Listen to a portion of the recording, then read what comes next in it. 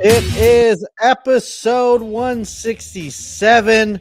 Welcome into the Benches Cleared podcast, where we cover the best rivalry in all of sports. I am Jesse Gutierrez, and I represent the side of the San Francisco Giants. And I'm Dave, representing the side of the Dodgers, your reigning world champions. I always kind of like faking you out. Like, am I going to say something after San Francisco Giants? Am I not? Who knows? I always feel like you are, so I have to wait just a little bit. But right. Then you just like leave it in suspense, and I'm like, all right, I'll just take it from here. Yeah, yeah. You know, we're learning, we're figuring it out here. I guess before we start, I think we probably should mention these fires out here are getting absolutely insane. I know neither of us are really affected as of right now, but I know a lot of Southern California is really going through it. So, and our prayers are with everyone that might be affected, and hope everyone is able to get to a safe spot. Make sure the possessions are just possessions. Make sure to get safe. Exactly. I don't know. Yep. Yeah, I don't know. Later. Yeah, like it's weird for me to say because I feel like, who am I to say that? But at the same time, that's how I feel. Like, if they told me I need to evacuate, it's like I have a lot of sentimental value in my house, but I'm like, dude, I'm out. I'm gone. Well, I mean, you can't look back at that stuff if you're not here, right? So yeah, it's more important that you make it out, your family members and anybody special to you, and we hope you guys are safe if you guys are affected by it. Yeah, you hear like terrible stories about like people like who catch on fire, like who are around their hoses and stuff. It's like, dude, if the fire department can't handle it, I'm sure you can't handle it with the hose. You're just like, let's get safe and figure the rest out later, please. Por favor. Yeah, man. But baseball, a lot of stuff is going on with baseball. Should we talk about what's going on? More Southern California, more Padres. Drama, what the hell is going on? Yeah, it's crazy. What is it? The ex-wife of the late Pete Seidler. Oh, it's his ex-wife? Yes. Oh, so they weren't even together. No, not his ex-wife. I'm sorry. She's a widow, right? So. Okay. Yeah. My bad. Yeah. Okay. I thought that was a curveball. My fault. No. It alleges that the brothers are trying to push her out and her kids, which, if true, is pretty awful, man. It also said something like they wanted to relocate. There was rumors or claims that they were being racist towards her. All just pretty nasty stuff. I think they responded, which was weird because some of the rumors they said, no, that's false. Like, we never said we were going to relocate. But then to other things, they're like, oh yeah, we can't speak to other things. So it's like, oh, so maybe you were a little racist, huh? She might have some tweets or some text in her back pocket. They're like, oh shoot, maybe we shouldn't even address it because something might come out a little bit later. So I mean, who knows how this affects them? Because they're obviously in pursuit of Roki. They're one of the teams that hasn't really spent anything on free agency this year. I don't think they've done one move. Well, I think they've maybe done like minor moves, like minor leaguers or something like that. But I don't know. Yeah. Right. But I don't know. Maybe like Ken Rosenthal said earlier, maybe this is just how they were going to operate regardless because they already had a high payroll. Right. But we don't know. So this doesn't make it any easier for them or any better. So I don't know. Hopefully they figure that out because it's probably going to get uglier before it gets any better. Yeah, and I think it's safe to say that both of us kind of hate the Padres, but it's like when you see stuff like this happen, it's just like, dude, can we just get back to like, I don't know. Yeah, because it's outside of baseball. It's outside of the diamond. Like, and they just they had announced that they like sold out their season tickets again. So like the fan base is there. You know what I mean? So it's not their fault that these two are duking it out right now and everything's in limbo, but hopefully it gets figured out so we can go back to everybody hating each other, and trolling each other and everything. Right. And I did see something I know you mentioned the Ken Rosenthal. I'm guessing it's the foul territory stuff. I know it wasn't on foul territory what I'm thinking about. I saw something about I think it was like a former MLB GM, I think it is, ex Marlins GM. I don't know his name, but I was watching a video he was making about this situation, and he was saying that the players don't care. They don't care who signs the checks. They don't, if their team is in limbo, there's not one player that cares. And in a way, I mean, obviously, if he's on the inside, he knows more than we do. But I just feel like if I was a player, I would want to be on a team that has a more secure future or secure. Well, I mean, they're going to get paid regardless, right? So it's not really. And I think this situation is a little bit different because I think in most sports, like, you don't really deal with the owner much, right? Like, he's just the guy that signs your checks. When you see him, you say hi or something, whatever it is. But I feel like Sealer near the end of his life, he was very much around the club, and he wanted to win, and he had a connection with these guys. So maybe it's a little bit different in this situation, but yeah, for the most part, I don't think they care much about who's signing the checks. And maybe I may phrase this wrong. I don't mean like the players that are already there, like they're worried they're not going to get paid, but like I think you would be worried that, like, if you're a free agent, you're not going to want to go because, I don't know, you'd want a little bit more security in knowing what's going to happen. And if you're a player, maybe you're worried they're not going to sign free agents and your team's not going to get better, because at this moment, the Padres are worse than they were last year. The Dodgers are better than they were last year. Diamondbacks are better than their rotation is obviously way better, but as a whole, they lost a lot of offense. Josh Naylor, I think it's arguable either way. Maybe Diamondbacks got better. How much better? Who knows? Giants got better, and the Padres are worse. So I think that's something that you gotta. I don't know. I think if you're on that team, that's something that you worry about. Yeah, definitely. Because as a Dodger fan, when you went through the McCourt stuff, it uncomfortable years, and you bring it back, baby. Come back now. You never knew what was going to happen with the team. So yeah, if you're a free agent, you just signed there, or you're thinking of signing there, you're like, well, what's the future going to be? So maybe that impacts what they haven't done. So right, maybe you're right. Who knows? Well, man, yeah. So I guess we'll see what happens with that situation. I mean, I would imagine that it has to affect the Roki Sasaki situation. Like that's the main thing I'm thinking of too, is like, the Padres, I don't think are rumored in a lot of the free agents that are left, but they are. It's always Dodgers and Padres on all the lists I've seen for Roki Sasaki. So I don't know, like what. As a Dodger fan, I'd love it if that was true. Like, oh yeah, he's not going to go there because he said that he wanted stability, a good system, all this, blah blah blah blah blah. Mm-hmm. But I'm like, if he's already set his mind where he wants to go and he's just waiting so they can free up more money, like, I don't think it matters if he's already chosen a destination. Yeah, that's another thing too about the Roki Sasaki situation. Everyone's talking about how, there's reports that there's no players allowed at these meetings. He's requesting no players show up, and I want to believe that's because he wants to be fair and balanced. But unfortunately, I feel like this is just a precautionary, like, I already picked the Dodgers, but I have to make it seem like I'm not picking the Dodgers. Like, not that I'm not picking the Dodgers, that I'm giving every team a fair shake, and like nothing's influencing me. You could believe that because you could take it both ways. Like, oh, he wants to be fair to everybody, but at the same time, he's like, he doesn't want to tell these guys all again. Like, hey, I know you just gave another pitch. I already chose my team. So yeah, there has to be some type of grievance or something that they're holding over them, because I don't understand the big deal in being like, yeah, I'm going to sign with the Dodgers. But I'm going to wait till the 17th. So they, because of the signing, like, I just don't. That's another thing too. It's like, is that against the rules? Like, does he have to do this dog and pony show to like appease the the other owners? Are they able to like make complaints that they, I don't know, maybe the Dodgers coerced him or something? I don't know.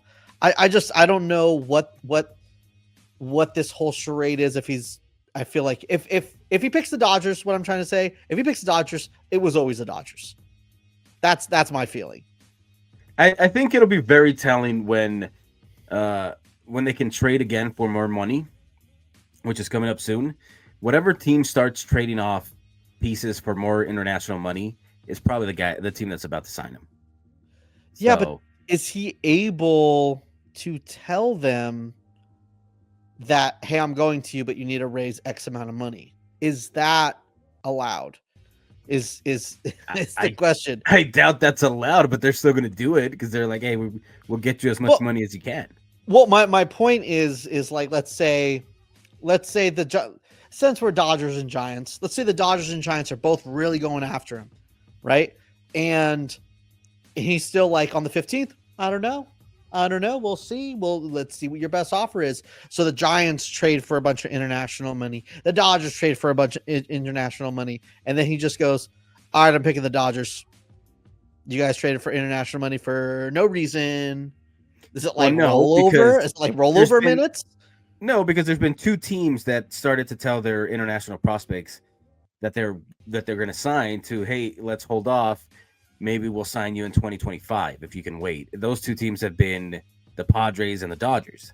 So I don't think if the Giants started to get more money, it's like, hey, it's about the money. No, it's like the team just wants to get him as much money because they know, it's pennies compared to what they could have given him. I don't think it really matters. Like, that's not going to be the sole determination, is what I'm saying. All right. I don't know. Whatever, dude. Whatever. I mean, all right. I don't know. I mean, he's already given up so much money that like that's not going to be the determining factor, I think, in all honesty, if Roki Sasaki does go to the Dodgers, I think it is bad for baseball. But I think that if you're the Dodgers, you don't give a fuck. Like, you just care about winning, and there's no rules against it. And, everyone can just cry. Like, it's almost like. But what is bad about it? How does it make the sport bad? I think that it would be better for baseball, especially when it comes to like baseball in Japan, MLB in Japan. If not all the biggest Japanese stars are on the same team. I don't know if that's like fine, but I've yet to hear why it's bad. What do you mean? What I just said. It's better that the one whole country's not faced on one. If there's 3 Japanese superstars, it would make sense that it's better for the game for it to not just be one team who is basically the Japan Dodgers. Like, it would be better. It honestly would be better for baseball if he does go to like the Yankees, because you got another coast, and you're getting more eyes on a whole nother league and a whole nother coast and a whole a whole different teams and whole different players that Japanese viewers are going to view on those games. Or it might even be really good for the game for them just to be competing against each other at a high level. Like the Giants, just come to the Giants. Let's make it fair. I just feel like there's way more. There's so many other things wrong with the sport that they could fix. Oh, like, 100%. End the blackouts. It's not the worst thing. Stuff right. The Dodgers getting players to choose where they want to go is not a bad thing. No, not at all. Not at all. And I'm not trying to be. I'm just trying to be like, this is matter factual. I'm not trying to be a hater. Like, I think it's bad for baseball when the Dodgers do anything good just because I hate the Dodgers. But just matter factually, it's not what's best for baseball. It's what's best for the Dodgers. And if you're the Dodgers, I think you should tell, everyone else that cries about it, fuck you, I don't care. But in all honesty, it's not what's best for the game for them to be all on one team. I mean, if you want to maximize how many people, casual fans, and everybody sees it, you want it to be in one of your biggest markets. I mean, you just said if it wasn't the Dodgers, it'd be New York. So you're not. Right. That's not any better for the sport. If you're going to have claim like, let's give them to smaller markets, so then the eyes go over there. That would be better for the sport because now you're giving. No, would it? No one watches those games. But that's what everybody wants supposedly. That's it. Because you don't want the Dodgers. No. I think what everyone should want is them going to a big them. I'm talking about Roki. I think Roki needs to go to a big market. I just don't think it's best to have all the big Japanese players on one team.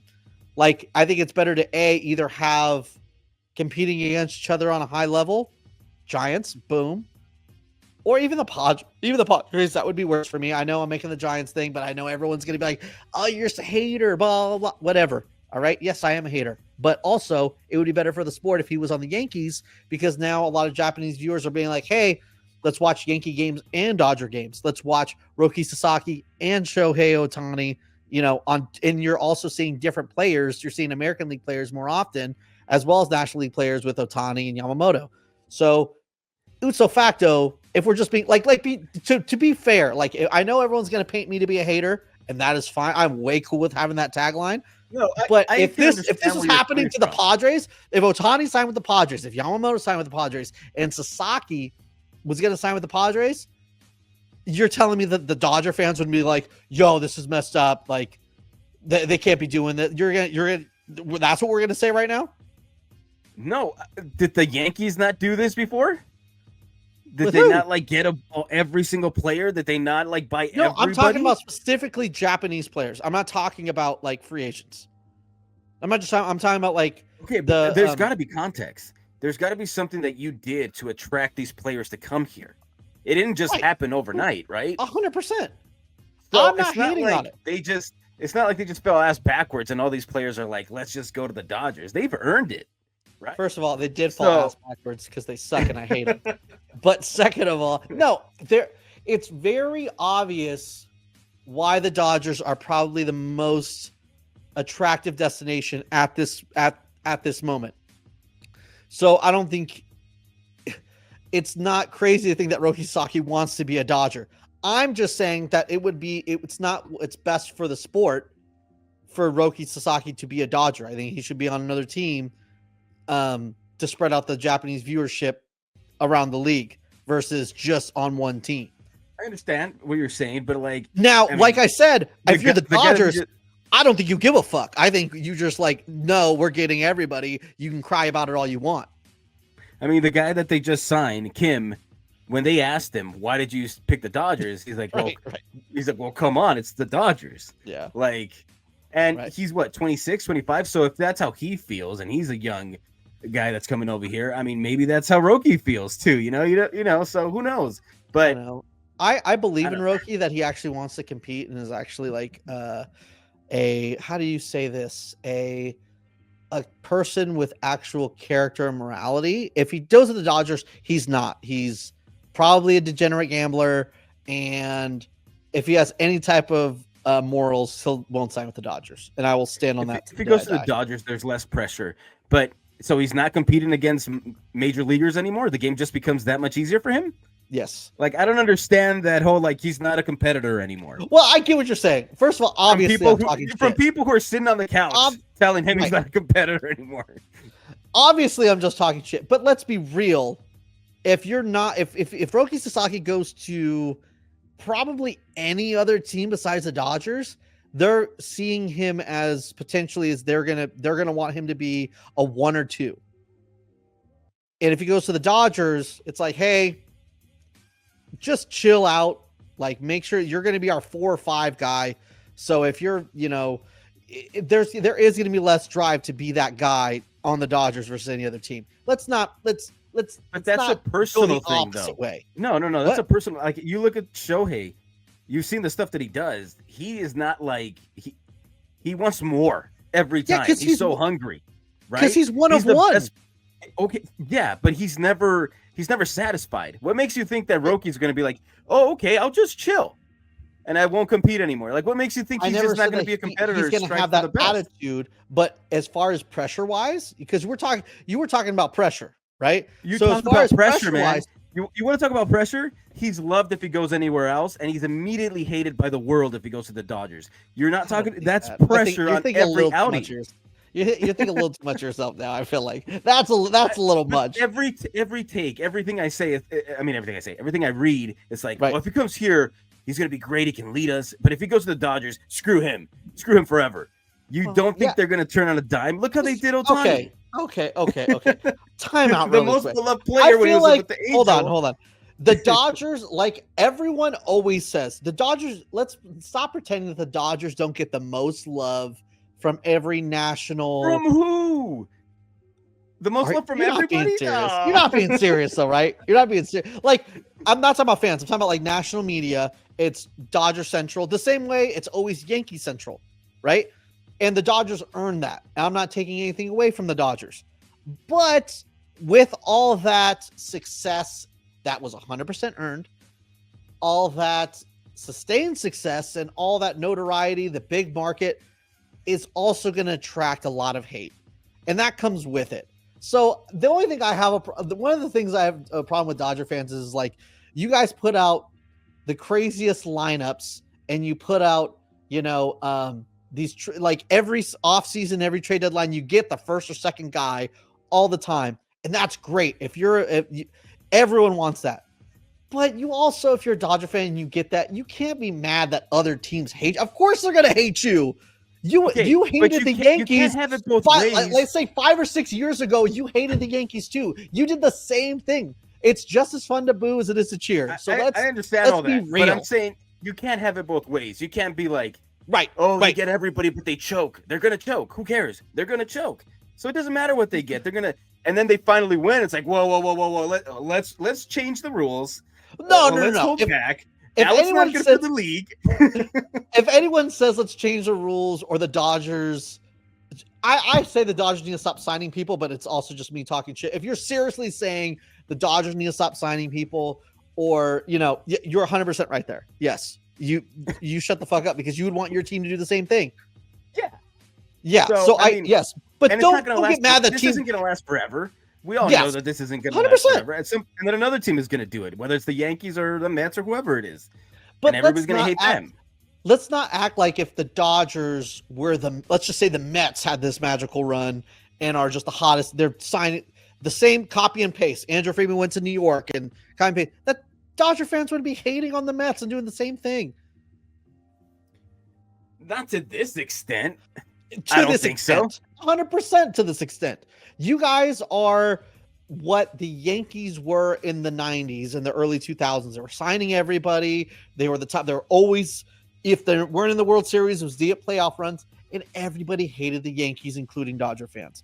So you can't, like, every fan base wants it. So it's like, you're jealous, and I get that. But at the same time, don't get upset when you get hate. Like, you can't act like you wouldn't do the same thing. Like, you're going to get the hate. I mean, you're going to get this, and you're going to get this hate from me, even if you're a last place team. That's fine. But what I hate you forever. The only thing I take a problem with is the fact that nobody cared when we didn't win. Nobody cared how many players we got because it didn't matter because we could never do it. Right. And then the 1 year that it does happen, now you're like, okay, well, we are kind of scared. Maybe they shouldn't do this. You're like, all right, like, I mean, like, that's what's going on, man. I get it, but also, and if we lose next year, which is highly probable because there hasn't been a back-to-back champion in a long time, and if we don't do back-to-back, we're gonna get clowned, and nobody's gonna care. They're gonna be, oh, you got 100%. Sasaki and you still couldn't do it, like exactly. And I'll probably be leading the clowning. 100%, yes. I will hate the Dodgers. I feel like I know I talk a lot. I feel like I give the Dodgers their just due, but I also hate them, so I'm going to hate on them. Yeah, I feel like you do, but it's different. You're not, you're not the people I'm talking about. There's other people that are very hypocritical, but not you. You're one of the good ones. You're one of the good ones. You're one of the good haters. Until the Giants start winning, and then I won't be able to stand you. Yeah, exactly. Yeah, why can't we do this podcast 15 years ago? Let's talk about. The Dodgers made some moves since this last time. We did take a random week off. This obviously, I think everyone, especially, I don't know if this is like a nationwide thing or if it's just a California thing, but there's been this crazy flu that's been going around, smacking everyone in the mouth, and in the nose and the eyes, and just mucus falling everywhere. You know what I'm talking about. So yeah, we had to take a week off. But airbornes and emergencies, it's all good. But yes, Dodgers it gave the Dodgers some time to make some moves, man. Yeah, I mean, I guess what are the two moves? Out of the two moves, which one are you more excited for? Excited for? I guess there's only one to be excited for. I mean, there's only one excited for because Kim stayed. I don't know how great he's gonna be, how good he's gonna be. I don't know if he's a everyday player. Maybe they have another move coming. I don't know. But that's wild. Do you think they signed him to not play every day? I just don't. When they said he won a Gold Glove, it wasn't really our kind of Gold Glove. It's more like he's a all around good player. So then you look at his defense, and his defense was like so. And then his bat's not great. Right. So I thought they say he's a contact hitter. That's what I thought too. I thought he was a great defensive player, but I was looking at some stuff. They're like his arm strength's not great. He plays really well at second, or somewhat well at second, but shortstop, his arm kind of what Gavin Lux was. He couldn't throw. His throws were a little off. He's like, and he dabbles a little bit in the outfield. So basically, we got a cheaper Gavin Lux, I think, right? Or I don't know if he's cheaper, but Well, yeah. I'll look up what it's worth, but and I don't think he has much power. So there's a lot to be like worried about. But I mean, it's the Dodgers, so maybe they obviously found something. They looked at something that they thought they can work on, and who knows? But yeah, I mean, there's not much depth behind him. So if he doesn't really pan out, what you got? Miguel Rojas playing second? Yeah, I mean, I don't know. There's part of me that's like, and by the way, Hye-Seong Kim was 3 years, $22 million, which is $7.33 million a year. So I'm not sure if that might be cheaper than Gavin Lux, because I think he's arbitration eligible. So maybe he's making more than $7 million. I don't know. I forgot what I read, but only some of it. I forgot how much was guaranteed. Actually, I don't know. I don't know if I'm I think that was base though. So I think that was like the Angels offer, right? Yeah, I'm thinking of something else. Never mind, because the Angels also offered him like, I don't know, what was it, like 28 or something, but only 12 was guaranteed. Oh, really? I think that was or something like that. Yeah. It would be a freaking Dodger thing where he just comes over and hits 40 home runs, and that's a thing. Well, that's not going to happen. He's not going to go from flat hitter to all of a sudden just Ohtani. Just my luck, it's going to happen. They're going to sign Roki Sasaki, and Hye-Seong Kim's going to hit 40 home runs. But when we're talking about that situation with Miguel Rojas, I don't know, like, are you really like okay with the whole Mookie Betts at short thing? Was it not as bad as we thought it was, to where you feel good about him being the shortstop next year? Yeah, I mean, you're going to get the best value from him if he's playing right field. But I also think that like these guys are getting older. Maybe he needs to, they just won the chip. Like, hey, let's get him focused and whatever it is, put him at short. He wants to play there. He wasn't horrible. He wasn't horrible. It was just mostly his throws. And if you go back, he was preparing to be a second baseman at the beginning of the year last year. Right. And then they're like, hey, you might need to do short. You might go to short. And, the throws were off. But I think he has a whole offseason to get that right. I'm not too worried because if it doesn't work out, I mean, you got Tommy Edman, you got Miguel Rojas. So they can potentially, you can move some stuff around if it doesn't work out. But I have faith in Mookie, Would I like him to be in right field? Sure. But I have faith in him. This is what I don't get about these reports. It's like, if it's like, hey, Mookie Betts is our guy and he wants to play short. Yeah, I 100% get that. You want to make your start, one of your, he was Mr. Dodger before Ohtani came. It was him. And then when Freddie came, it was like him and Freddie, but it's mostly Mookie. But now that it's Ohtani, it's the Ohtani show. But you still take care of your guy. And if Mookie's like, hey, I really want to play short, you give him a shot at short. But I saw the narrative that I think you might have touched on, but I think you already walked away from, which was like, he's getting older. You want to be easier on his body. And it's like, I don't think shortstop is easier on the body than right field. Yeah. No, but that wouldn't make any sense. It's right. One of the most athletic positions you need to be to play that position. So, yeah, I don't know. But I do think he loves challenges. I do remember him talking about, this whole World Series run that, like, he knew he was bad last year. And so, he came through a lot. Last year was pretty clutch. So, I think he puts his mind to it. He can do whatever he wants. So, I trust him. Okay, you're I don't giving think him the it'll go dad. bad. You're giving him the dad speech, huh? Yeah. Hey, Yeah. if you just put your mind to it, son, You can do you anything. put your mind to it, Yeah. you can do I anything. mean, Freddie put his mind to it and he played with a broken rib. So I trust these guys. A broken rib and a broken ankle. F that guy. Wow. Yeah. Yeah, it's very easy to hate a lovable person when he wears a Dodger jersey for me, and he has fake teeth, so you know.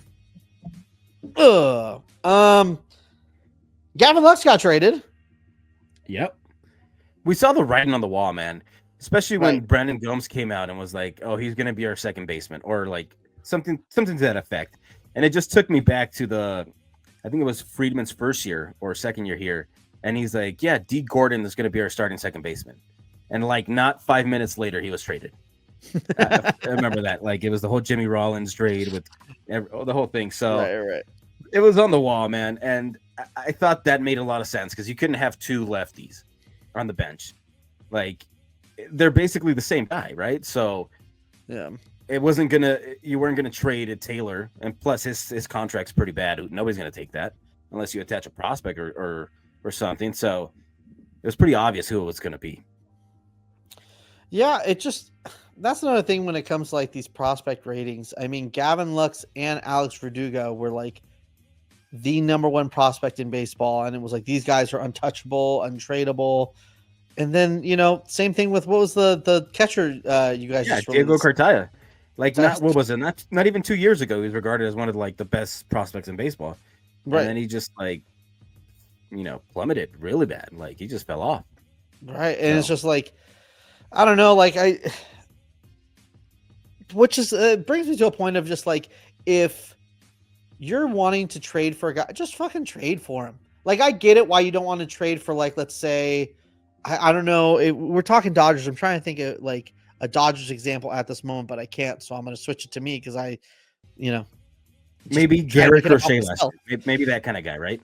Well, for me, it's like you don't trade a Bryce Eldridge because he's so highly touted, and also he's at AAA knocking on the door. So it's like, maybe you don't trade him because he's right there. But if it's like a guy who's highly touted and he's like an A-ball or in AA, it's like. Well, to be fair, a lot of the main talent is in AA, like AAA. Not, But you still got a way to go.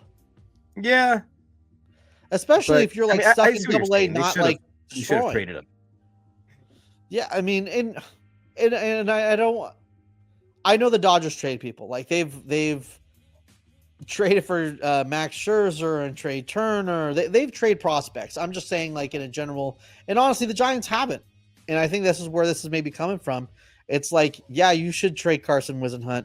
You should maybe get rid of some guys that have some value if you're going to bring in a guy who's here for multiple years. I get why you don't trade Bryce Eldridge, who's at AAA knocking, for a guy who only has 1 year left on the deal, who's not going to sign an extension. That makes sense, but I don't know. I feel like that was completely out of context, but it's just been grinding my gears lately. But yeah, I mean, so Gavin Lux got traded. Wish him the best of luck in Cincinnati. Milwaukee, where he was rumored to go for the longest time. I feel like he'll probably have a really good year, and then we'll ask like, why did we trade him, or maybe it'll be justified why they did. But nobody can take away the 2 rings that he won with the franchise, and we're grateful that he did it with us. So good luck to him in Cincinnati, man. 1.5. I just. But speaking of a reaction. It's a reaction. All right, I can't help it. There's nothing I could do. Hey, so can you explain to me why Buster Posey got up one morning, went into a retirement home, and said, "I like that guy right there," and had Kate Upton get her guy ready so he can sign? Why? Yeah, what are you doing? Why are you signing Grandpa Verlander? Well, let me tell you something about Grandpa Verlander. There's been a lot of Grandpa Verlander slander on X. There's been a lot of Grandpa Verlander slander from a certain Twitter personality. that likes to do likes to Photoshop people. But man, I don't know. I feel like the shitty thing is now that our only addition to the starting rotation is Justin Verlander, you're really counting on him to try to be a 3 at this moment, which kind of sucks. If you had him to be a 4 or 5, that's an elite rotation. But when it comes to what's it called? Him really needing to be a number 3, you're kind of putting a lot on him. I remember when I used to when I was a wee little pup, right? And the Dodgers would sign someone like a Ted Lilly or whoever it was, and they'd be like, he's going to be so good for the young guys. He's, probably not Ted Lilly. He actually did well one year, I think, with the Dodgers. Okay, I'll take that. Let's do that. I think so. I'm not sure. I don't remember too well. But anyways, this is not that type. This shouldn't be that type of move, right? Like, how can you get excited about what he does outside? Like, who cares? You want to win, right? And he got injured last year, and he was out for a while. So right. He's going to be, what, 42, 41? He's when he 42. comes into spring training? He is. I don't know when his birthday is, which is just a click away, but it says that that this guy has to be your number 3, and you have to hope that his body holds up. So his birthday is in February, so he will be a fresh 42-year-old going into spring training. 42-year-old, young spring chicken. Let's calm down though. Let's not act like Justin Verlander. You have to rely on him because Jordan Hicks. We all knew it.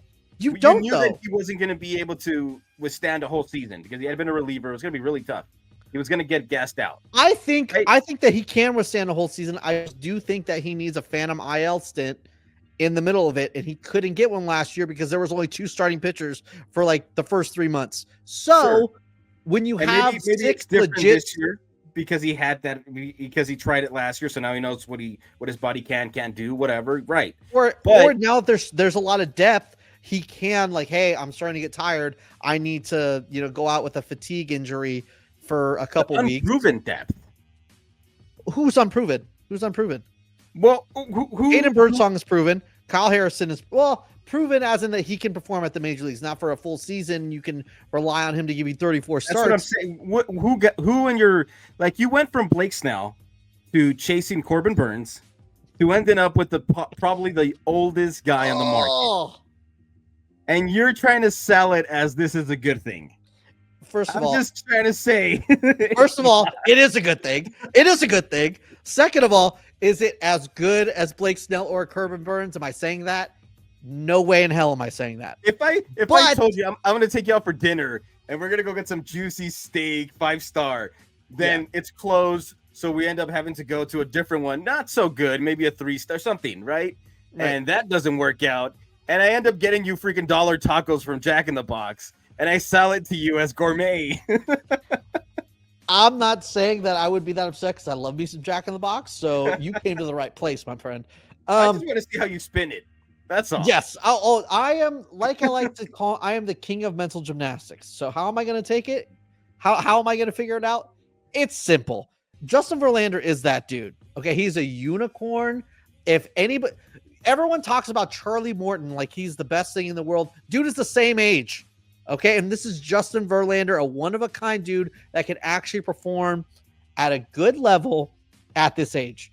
So, I mean, you look just at he won a Cy Young just 2 years ago. Okay, we act like it was so long ago. This is 2022. All right, so in 2023, he had a really good year with the Mets and Houston. 27 starts, 3.22 ERA, 162 innings, and 40. Hey, all I hear is that was years ago. That was okay. All that's last year. Hold on. Time out. All that's happened since then is he's gotten older. Of course, he's gotten older. Everyone gets older. But that's what everybody. And you know what else sucks for you, man? And I should know because now he's in our freaking fan base and just weeded himself in there. Right. Ben Verlander is now going to be part of your fan base. Stop. Okay. That definitely brings the price down. When I saw that tweet that was like, "Go Giants, baby," what does that even mean? Who says that? Like, I almost prefer it when players call San Francisco San Fran when they come. I prefer that than go Giants, baby. Ugh! The only good thing to come out of all of this is that we will see a lot more Kate Upton. And any Kate Upton is good. A lot more seeing her in matchups, great. So you had me at Kate Upton. I don't care about anything else. Well, I'm going to hit you with some knowledge right now, and it's going to make you jealous that you didn't sign Justin Verlander. If you look at last year, first of all, his expected ERA, his ERA was 5.48, but his expected ERA was 3.78. So he hit into a lot of bad luck. Reality, though, I don't care what his expected was. He was 5. What would you say? 5.78. 5.78. That's something. That is something. All right, listen, Linda. But that you're also using this to predict what he's going to do in the future. And that's where you look at the underlying numbers. We're not talking about, I'm not trying to spin that he actually had a good 2024. But what I am saying I'm positive about 2025 is because his 2024, he hit into a lot of bad luck. He had an injury later in the year. His first half of his year, he had, it was a 3. Oh, I wish I would have wrote that down. Now I'm pissed off. Damn it. But his first half of his year was good. All right. Then he had the injury that it was nagging. It brought his overall numbers down. Hitting into bad luck. Man, and now he's going to go into a giant ballpark with the best catcher in Major League Baseball, the best framer in baseball. Come on, dude. You're going to tell me that that's not a solid signing? Yeah, if you're expecting Verlander to give you 20, if you're expecting Justin Verlander to come out and give you 34 starts, yeah, you're sadly mistaken. But over the last, I'm not talking about prime Verlander. I'm talking the past 1, 2, 3 years. He's giving you 28 starts, 27 starts, and 17 starts the last year because he was hurt. Okay. He's usually a durable guy. So I think the Giants are expecting anywhere from 15 to 20 starts would be a win from him. And you have literally 7 starters that can be on this open day roster starting games that you feel good about. So if Justin Verlander does good for a month and, hey, I need a couple weeks off, give him a couple weeks. And then he comes back and, hey, just Jordan Hicks, a couple weeks. You know what's funny? If this was Farhan making this signing, you would be up in arms. No, I would not. I believe so because so now I'm the hating Farhan guy. Now I'm the hating Farhan guy. You came with fire. You know what? Because like I said, pre-Sick Dave was a nice guy. Like if you go from Snell, Sick Dave is a Corbin Burns, man. You know, from Snell to Corbin Burns, and you miss everything in between, and you land at Justin Verlander. That's your last move, right? Like that's one of your last moves. They still want to bat, so there should be one move. I hope it's more significant than what they're alluding to, but we'll get into that in a second. We got one more segment after this. You couldn't have paid 20 whatever it was, 21 million for Walker Buehler. I don't think Walker Buehler wanted to come to the Giants. I think he had a lot of. I don't know. I have no idea. So I'm actually not going to say that because I don't know shit. But I would rather want Walker Buehler than Justin Verlander. You're correct, but at the same time, you can't force strap a guy down and force him to sign. They were in on Walker Buehler, so I'd imagine they probably offered around the same amount of money. So maybe he just chose Boston. I'm glad that didn't happen, and I'm glad this happened. Am I crazy?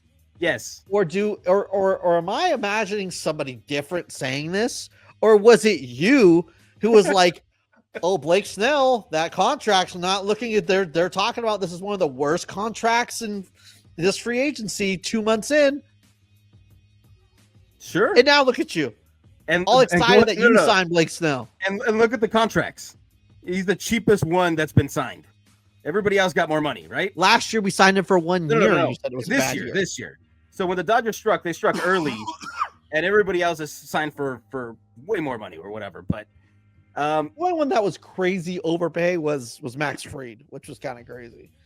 And I think he figured something out at the end there, and you can't really say no. Like I think he figured something out. He was really good. I mean, he won when did he win the Cy Young? Was it the year before? Don't you dare! start going back to the year before. 2 seconds ago, you're like, oh, what I'm hearing is years before. And now all of a sudden we're talking about 2 years ago. But is he 40? Erroneous.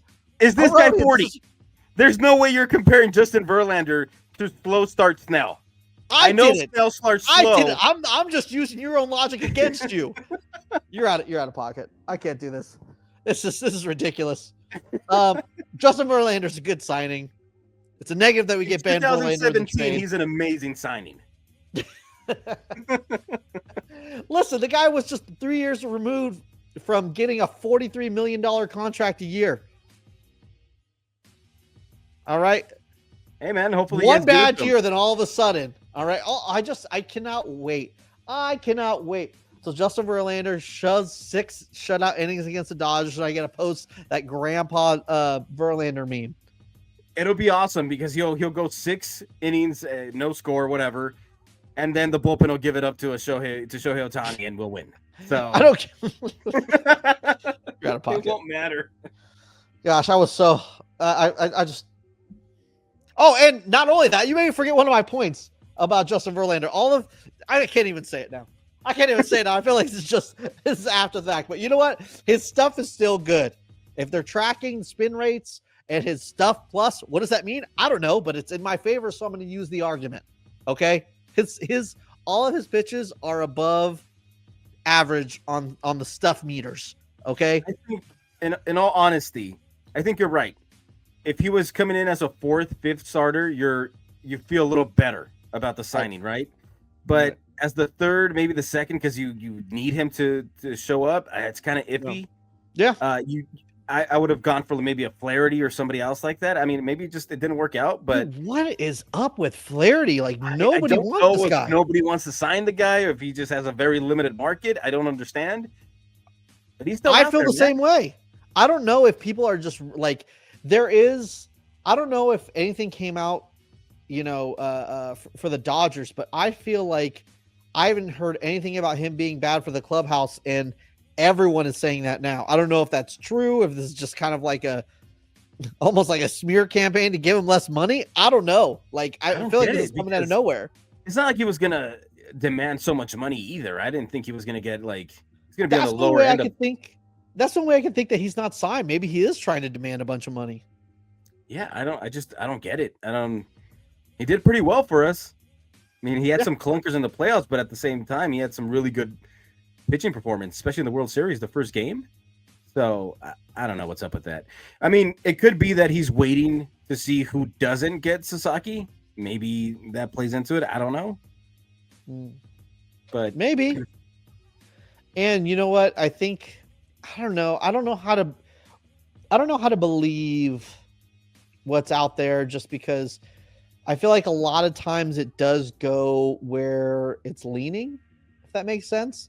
But there is a lot of left, like out of nowhere signings. Like the Giants were not, we heard nothing about Justin Verlander. Willie Adames, it was like, oh, the Giants are in as well as these other teams. No one said anything about Corbin Burns, the Diamondbacks. So it's like, I don't know.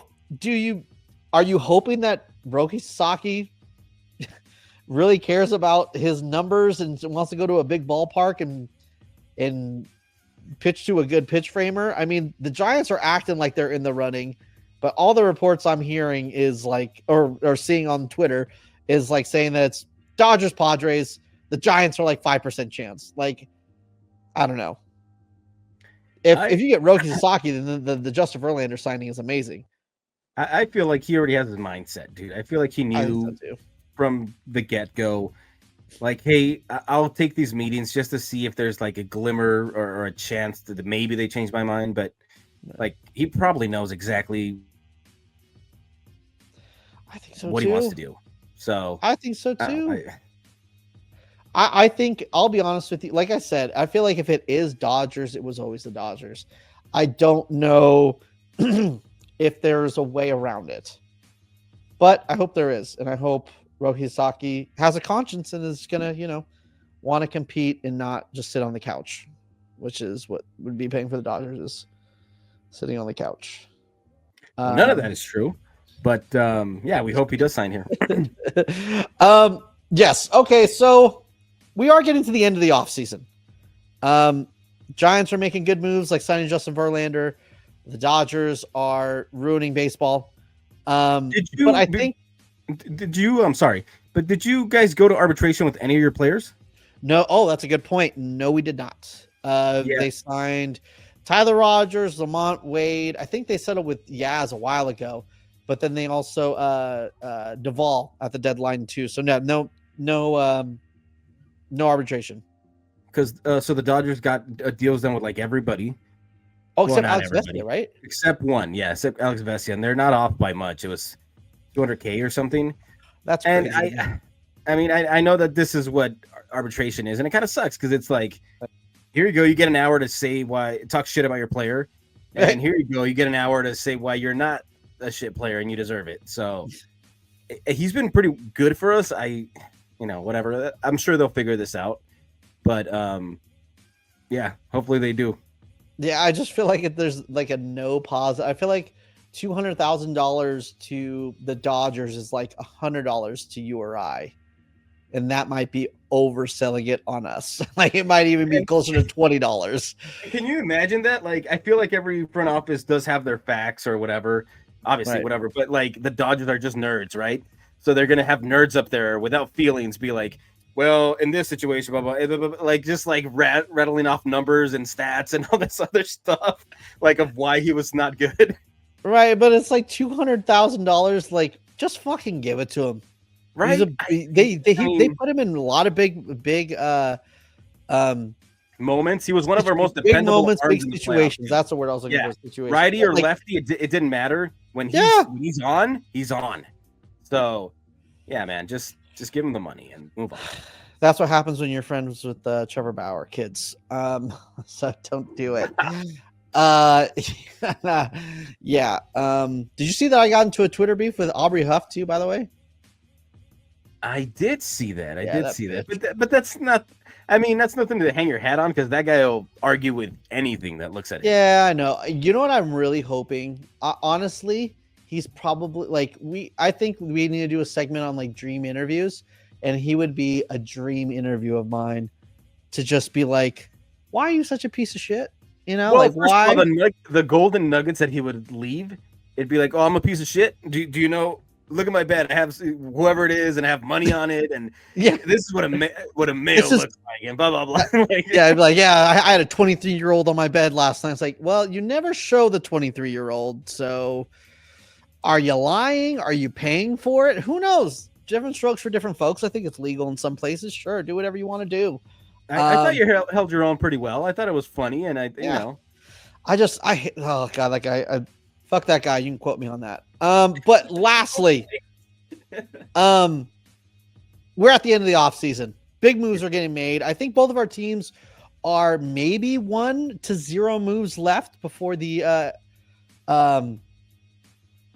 season starts. Maybe the Giants do 2 moves. They do sign they said they want to get a bat, so they might get it via trade. They might get it via free agency. And if they're getting who I want, and they want to stay out of the luxury tax, they might have to do a trade of Taylor Rogers, just dump some salary, whatever. That could technically be 2 moves. But if you could pick one move before the start of the season, wish list or one wish, who would it be for you, Dave? Well, I mean, it's pretty obvious, right? Like, so I think we'll separate Sasaki because I think every team wants him, yes, right. Every team hopes that he picks them. So that'd be the best move, but we'll steer clear of that.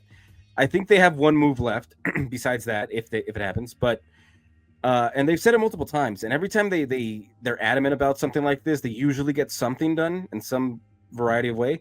And they've said they need a reliever, whether it's a lefty or righty. I think they said lefty, and obviously Tanner Scott's still out there. Friedman has always said, like, if you're rational about a free agent, you're going to come in second. So are they going to spend the money on a reliever, though? They did say that the prices are going to be cheaper. They'd rather sign someone than have to pay the tax mid-season when you have to trade for someone. So I feel like if I could pick a move, it'd be Tanner Scott. to end the put a bow on the off season, and we get a guy that's our closer. He gets a set role, and yeah, we're good to go for 2025. I feel like Dodger fans, you guys your off You seasons can't are ask me what I want and then be mad of what I want. Of course I can. This is called a classic bait and switch or a setup sting operation. All right. You're basically, hey, what do you want? Police. How dare you? That's right. Police. But you didn't, and honestly, I don't think you're doing this right now, but usually I've seen a lot of Dodger fans, and because you guys make a lot of big moves, but man, some of you guys have like this video game mentality. And in a way, I kind of don't blame you, because a lot of times you guys operate on a video game level, signing Blake Snell to you in the World Series. That's insane. I feel like I know exactly where this is going. Where's it going? Like we're gonna send like an Austin Barnes for a Luis Robert, or like some kind of like ridiculous. But there's a lot of Luis Robert talk, and it's like, holy shit, dude! Like you guys operate on such a your fan base operates on such a video game level that it's like that's honestly maybe even the realm of possibility. What I'm trying to say is you guys are just so spoiled. I can't stand you. Well, listen. We just said earlier that you have to trade your prospects because you never know what they can turn into or what they can't turn into. Right. I think this window for the Dodgers, this next 9 years now that Ohtani's going to be here, I think you go all in, whatever that looks like. Whether it's like, another guy that you maybe don't need, whatever it is. And if it's available, you go and do it. Right. So I know what you're saying. It's ridiculous. So the fact that it could be a possibility that you also get a Luis Robert just because you can. But like, if you're trying to win them all as much as you can, screw it. Go for it all. Make everybody. They're already angry at you. Exactly. It's not going to make them any less angry. Like I said at the beginning of the pod, if you're the Dodgers, you should be like, I don't care. Fuck you. But yeah. I mean, if you lose, it's going to be the same. They're going to make fun of you. So, and if you win, they're still going to try to find a way to invalidate it. So who cares? Just maximize the window. I will always try to invalidate it. But my turn. I think for those, I did a whole video on this guy. I think it's really important that the Giants do get another bat, and I think Pete Alonso is the perfect dude. I think that if they can upgrade one position, it has to be first base or DH. And if you're going to go first base or DH, you want a guy who's going to hit bombs. And man, I think if you give him the 5-6 year deal, I think you can get him at like 20-25 million a year.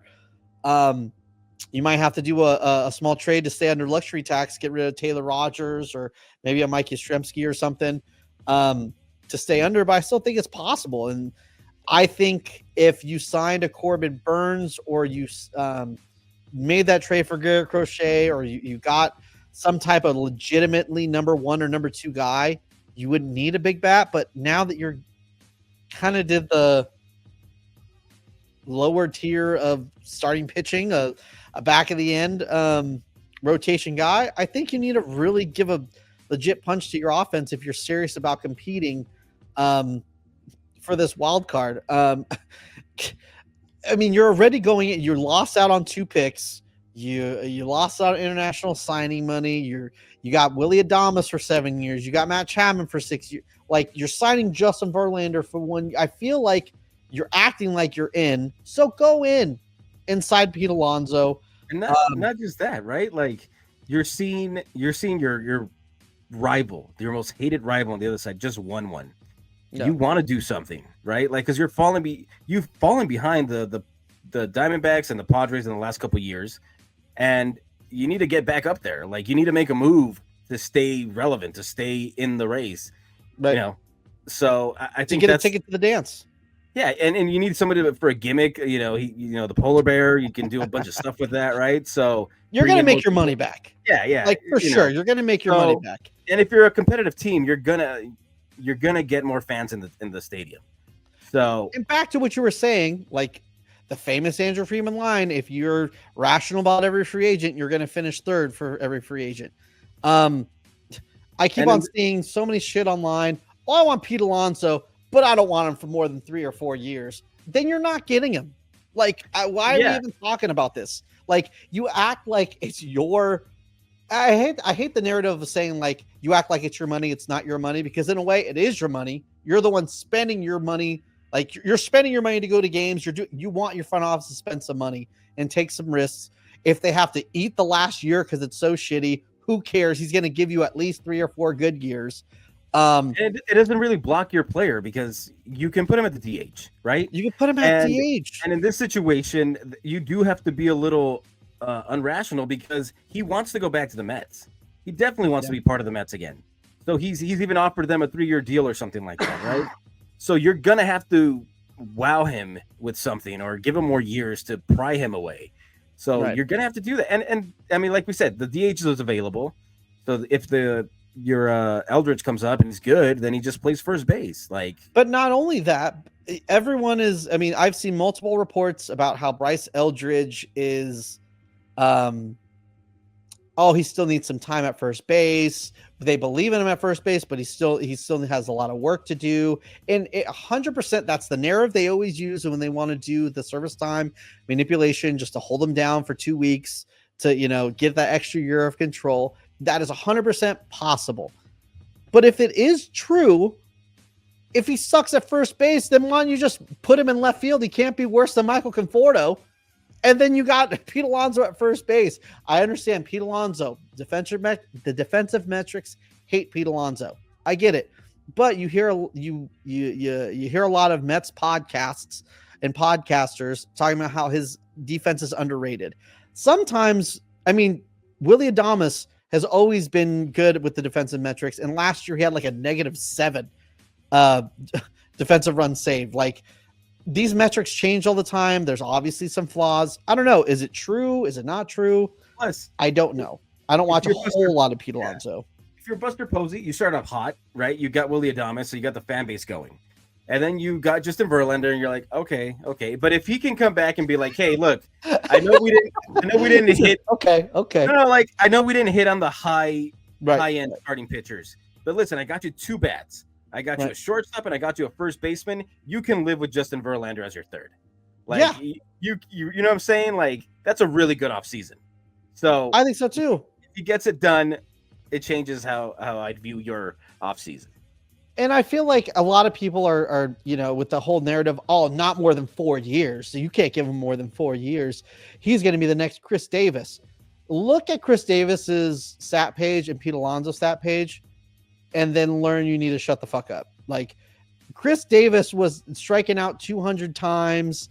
This dude had so many sporadic, home run numbers, 20 home runs, then 30, then 50, then 26, then 40, but then 26. Like, he's up and down. Pete Alonso is very consistent. Yeah, he had the breakout in 53, but it's 40, 46, 37, 34. Like, if your lowest home run total is 34, you can mash.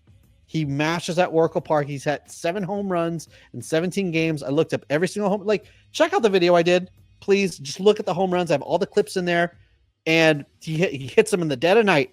He hits them against shitty pitchers. He hits them against good pitchers. He hits them on breaking balls, fastballs, inside the zone, outside the zone. He can hit at Oracle. You can't say that about a lot of guys. I do think it's a little far-fetched to get him, but I do think they should make a run at him. Yeah, because what's the alternative, man? What are you going to Wilmer Flores? Wilmer Flores and Eldridge, and if Eldridge doesn't really pan out to begin the year, you don't have to be disrespectful to Wilmer Flores. All right, he's still a good guy. All right, he's sure you love him. He might be a legend to you guys, but he's no Pete Alonso. Right? Yeah, 100%. So I'm just saying the alternative doesn't look as great. And not only that, you can also, you're still waiting on Matos and Luciano to be guys. You can also put Wade in left field for a bit. He's not the greatest outfielder, but that's originally what he was and then converted to a first baseman. So he can play some left field. You got Wilmer Flores, the DH. You got Pete Alonso to play first. And then when Bryce Eldridge comes up, then you can switch things around. Like, we should concentrate on just being a good, baseball team. And I understand that, the Giants want to get young and athletic, and that goes away from that.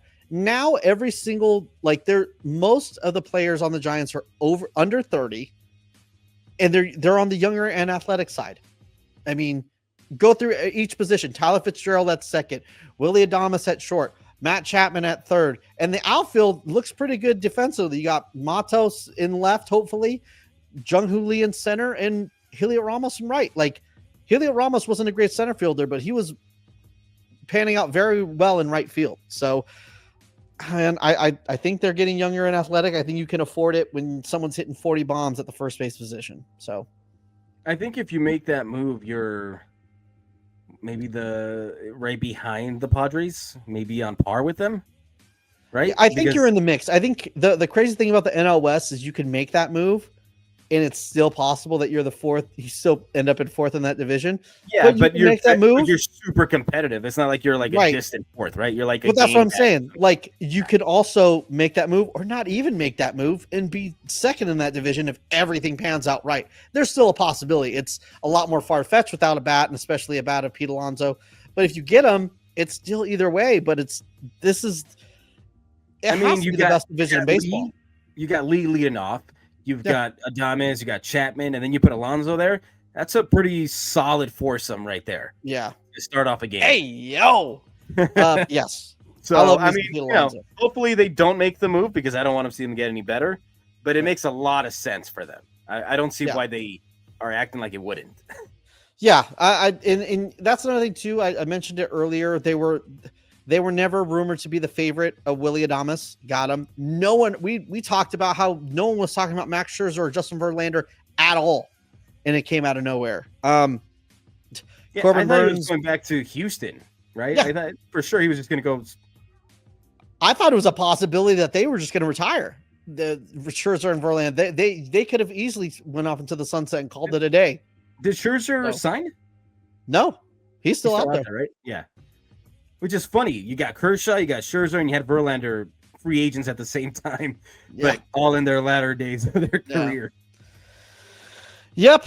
I mean, there it is. And I think there's just a lot of Pete Alonso hate. I think he's one of the best players one of the best hitters on the market. I mean, you got to give the edge to Juan Soto on this free agency, but other than that, hitting wise, you got to go Pete Alonso. And the Mets kind of need him too, though, right? Like that. They're also rumored to be on Bregman, to put Bregman at third and move Vientos to first. And if they like Bregman more than they like Pete Alonso, which I don't get that, but I don't know, because, dude, Bregman's numbers are just nosediving. I mean, it's still good, but he's just nosediving. He needs that wall in Boston, or he needs that Crawford box in Houston. Anywhere else, it's like he's a second baseman playing third base. The numbers are just not. The Giants were in on Bregman too, and I was like, that's one that I'm like, yo, no. If he's a second baseman, then it's different. The numbers look a little different. But as a third baseman, I don't. And let me walk that back for a second. If it came out tomorrow that we signed Alex Bregman, I would be excited. He's a very good player. But if I have the choice between Alex Bregman and Pete Alonso, I'm going Pete Alonso. It's just funny. That's two guys that their markets have just like, it's like maybe two teams, maybe. Right. So because I heard that I was Boston, right? They were in on him. Yeah, I think that's the reports right now, is that Boston, he wants to go to Boston, but they want Boston to up the offer a little bit before he accepts. I think it's like this market is like Toronto and Boston from what I saw, unless something else came out. And it's seeming like, I don't want to go to Toronto, but can you just get close to Toronto and I'll come play for you in Boston? Yeah, I don't know. It's just, those markets are a little weird. You got Flaherty with nothing going on. Bregman, not much. It's, just a couple teams, and Alonso is just basically the Mets, and wait and see who blinks first, apparently. Yeah. I hope that's it. I hope we're going to have an emergency podcast tomorrow that the Giants sign out Pete Alonso. So all right, Pete Alonso or bust. Fuck Christian Walker. All right. Yeah, F that dude. He's out of the NL West. That's great. Yeah. Yeah. I would have been pissed if you signed him, but because he's I'm sure you would. I know, and I did like him because he was a Dodger killer, and that's definitely a thing. But if given the choice, I would definitely pick Pete Alonso over Christian Walker. People talk about, oh my gosh, his power is gonna dwindle. If you sign him for a 6-year deal, he's 30, and you wanted to sign Christian Walker for 3 years, and he's gonna be 34 next year. What are we doing here? We're talking about like the fall off and you got to get the contract for the early part of the years and not the later. You're just getting the later with Christian Walker. You're at least going to get the before and after with Pete Alonso. Yeah, but you got a proven Dodger killer. How is the Giants? I haven't looked up. I think 100% I do, but I think that it's also proven that Pete Alonso can hit at Oracle. Christian Walker, I would love to see his all-around numbers at Oracle, especially because he's probably has a much bigger sample size. But I stopped really getting into that because he's obviously off the market now. But between the two, I'd pick Alonso over Christian Walker. Yeah, but Christian Walker has like 1,000 home runs in Dodger Stadium. Like 100 home runs total, but 1,000 Dodger Stadium. That's a fact. 100%. Yeah, I would have loved Christian Walker just to see the pain on your face and the worry in your face. It's just like black magic, and he's just gonna hit a home run every single at bat. You're like a woman born over Christian Walker. Like you're like like those alpha male podcasts that are like that hate women. Like that's you, Christian Walker. Christian Walker has hurt you so bad that you hate all of Christian Walkers. I would just turn up. It's a given that he's going to hit a home run every time he's up. Yeah. He's just like just fucking walk him, hit him. Don't give a shit. Yeah, but we'll see. Well, man, off season's coming to an end. Hopefully there's an emergency podcast because a move is made. Hey, let me ask you something before we get out of here. Because you've obviously seen your team win a couple of rings. That's true. But Twitter wasn't the same as it is now, right? Then. Right. But doesn't it feel like when you finally win one that the offseason just breezes by? Well, yes, because you believe you're like, well, we just won. If we just run it back, we're going to be there again. But I think with you guys, it probably breezes through because you're still making big moves. I remember I'm trying to think in like what the 2010 free agency was like. I don't know if we had to re-sign Cody Ross at that time or if that was a year after. I'm trying to remember if there's another year on his deal. But I do remember Cody Ross. Yeah. I do remember almost Padres legend Cody Ross, but is a Giants legend Cody Ross. But I do remember 2013 being like we gotta bring back Marco Scutaro. That was like the thing. It was like Scutaro or bust, and it was the same thing I think with Hunter Pence, but it wasn't really that. He was a free agent in 2015, so there was a year in between. So I think at that time when you win a World Series, you're more like, let's run it back. Let's just bring the same guys back because it worked, It doesn't always work out that way, though, right? No, it never does. When you never does. You have to get better, or the group. It doesn't always seem to work out. You gotta tweak it. Because baseball, I know, this is might be dumb to say, but it's like a lot of it's chance. A lot of it is luck. You can hit a squibble to first base. Yeah, it's an out 9 times out of 10, but that one time is a huge deal. You hit a squibble that's just, 1 inch over and it's a hit that starts a rally versus an inning ending, Well, 2022, man. If Max Muncy is maybe just a foot over, he catches that ball by Hye-Seong Kim, but he couldn't. I mean, he was a little to the left, and he didn't do it. Like, it's just a game of inches sometimes. So, and if Mike Tauchman didn't rob Albert Pujols' home run, the Dodgers would have won the division 15 years or 13 years in a row. But if freaking oh my god, I forget his name. Darren Ruff with the check swing. No, not even him, dude. That was extra, but the guy at second base, I forget his name. Oh, the stretch. Dude, I don't know who it was. The stretch, god damn it. Yeah, but I remember it was Jason Vossler who slid into second, but I don't remember. It was one of those flyer guys for you guys that was there for a minute. He was from the I forgot who it was. Sheldon Noose. New Sea. New Sea. New Year. Well, yep, you're 100% right. Yep, good times. Man, it's been a while. I know this was we went a little longer than usual, but it was good to see you. Thank you guys so much for hanging out with us and being back with us. Is there going to be an emergency podcast? I don't know. Tell Post to find some people, and there will be. If not, we'll see you next week. Make sure to follow us on your favorite podcasting platform as well as YouTube. Make sure to follow us on all the socials. And Dave, what do you got for them? Nothing, man. That's it. We're out of here. We'll see you next week. That's it. We're out of here next week. See you then.